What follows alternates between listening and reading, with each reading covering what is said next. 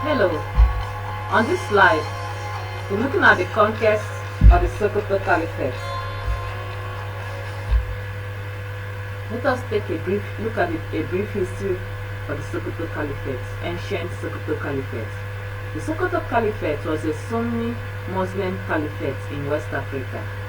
It was founded by Usman Dan Fodio in 1804 during the Fulani Jihads after defeating the Hausa kingdoms in the Fulani War. The boundaries of the caliphate are part of the present-day Cameroon, Burkina Faso, Niger, and Niger. By 1837, Sokoto state had a population of around 10 to 20 plus million people, becoming the most populous empire in West Africa. It was dissolved when the British, French, and German conquered the area in 1903 and annexed it into the newly established northern Nigerian protectorates, Senegambia, Niger, and Cameroon, respectively. The ancient Sokoto Caliphate was founded by Usman Dan Fodio. He conquered these territories during the Fulani Jihads when he defeated the Hausa kingdoms in the Fulani War. But this Sokoto Caliphate was dissolved when the British took over the territory, when they annexed it part of their territory in 1903. Now let's look at how the British conquered the Sokoto Caliphate. The British forces began annual pacification missions to convince the locals of British supremacy. A campaign against the Sokoto Caliphate began in 1900 with the creation of the Protectorate of Northern Nigeria under the direction of Governor Lugard. The British captured the empire in 1903. Under the direction of Governor Lugard, this was after the Berlin Conference of 1894. So when they annexed the African territory, the British territory, they started convincing the people of the Sokoto Caliphate, the locals. They started trying to convince them that they are more superior than their leaders, than the Sultan who were leading them. They started trying to convince them, but the Sultan kept resisting them until 1903. The Sokoto authority witnessed with apprehension the rivalry between the French and the Royal Niger Company in Bogu, Yaru, and Nupeland in 1894 to 1895, when the company mounted its aggressive offensive force against Ida and Ilorin in 1894. The Caliph would only send letters to riverine emirs, asking them to expel the company from their territories. One of the weapons the British and the French used against to capture some of the territories in the African territory was the Royal Niger Company. The establishment of this Royal Niger Company, we are using this company to take over territories in these African countries, in these African nations. Like they used the Royal Niger Company in Yaru and Nupe land to take over these territories too.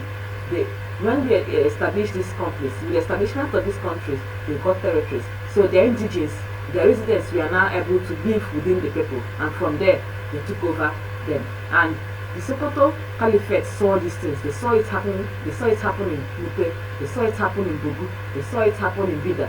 So they didn't want them to come and build their territory or build their residence in their camp, in their caliphate. They didn't want them to put a soldier post in their camp or around them. So they kept resisting them. They kept expelling them from their territories.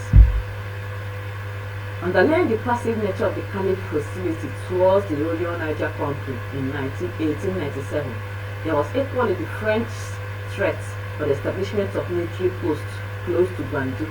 In 1898, the Royal Niger Company has set a force towards the Sokoto under the guise of helping the Sultan against the French. But the real aim of the company was to establish an advanced military post near Sokoto and to get the Caliph to accept a British resident in his capital. So as the Sokoto Caliphate, the Sultans kept resisting the Royal Niger Company. They kept chasing them away from their territory. They refused to let them establish their military posts Even when they tried to plant one close to Bandu, they resisted it. They now came to disguise themselves as if they came to help the Sultan to resist the French. But their real aim was to establish a military post in Sokoto so as to get the Caliph to accept the British resistance in his capital. But the Sokoto Sultan knew all this and he resisted them. They kept resisting them. The British army, so when they kept resisting them, the British army now came upon them with force. They came upon them, they prepared with their armies, with their soldiers, they came to fight the Caliph with force, unannounced. They were not prepared for war. They now came upon them. The British army had superior weapons, plus the experience the British forces had acquired before that war. This rendered the efforts of the Sokoto Caliphate forces futile.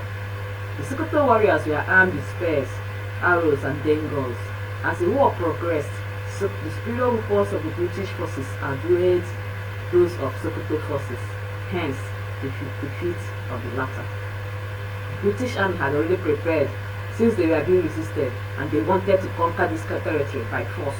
So they had superior weapons, they had superior weapons and ammunition. You can imagine going to fight someone with spear and arrow, someone who has superior weapons, who has guns, who had armors to fight you, and you're coming with spear and arrow, and this person also came upon you unannounced when you are not prepared. So it was easy to overcome them, and their army, their forces were also experienced.